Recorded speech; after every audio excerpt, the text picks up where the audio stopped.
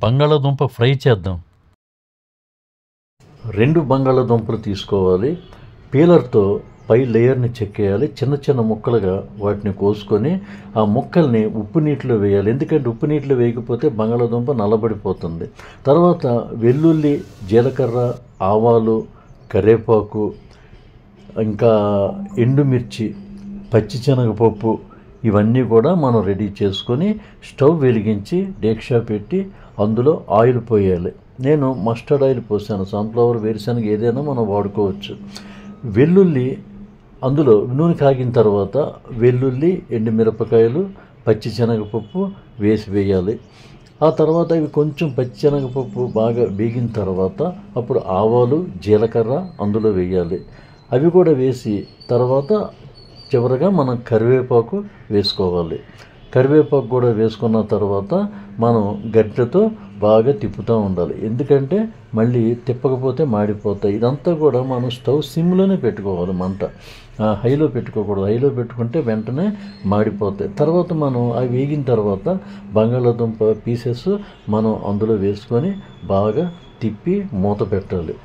అవి బాగా మగ్గిన తర్వాత మూత తీసి అప్పుడు మనం ఏం చేయాలంటే కాస్తంత పసుపు చల్లాలి.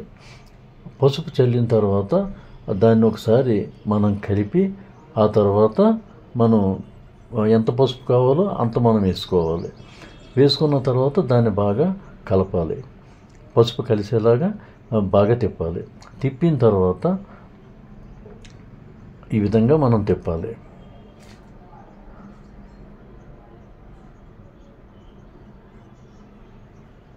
ఓకే. తర్వాత కొంచెం తగినంత ఉప్పు మనం వేసుకోవాలి.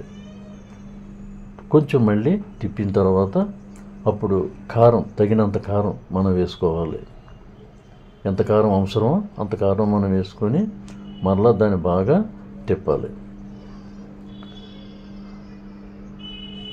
ఈ విధంగా తిప్పాలి. తిప్పిన తర్వాత మనం దాని మీద మూత పెట్టేయాలి. మూత పెట్టేసి కాసేపు ఉంచితే ఫ్రై కంప్లీట్ అయిపోతుంది.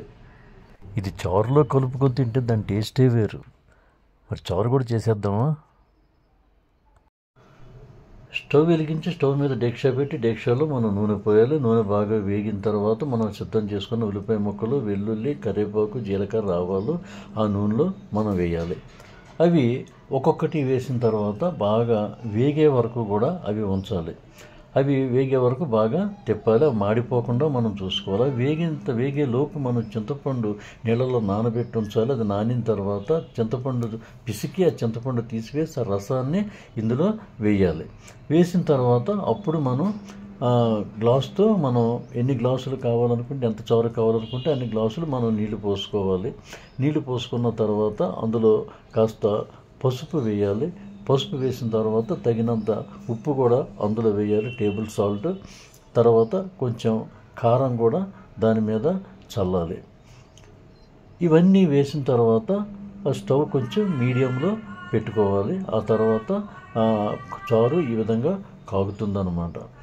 చారు బాగా మరిగే వరకు ఉంచాలి.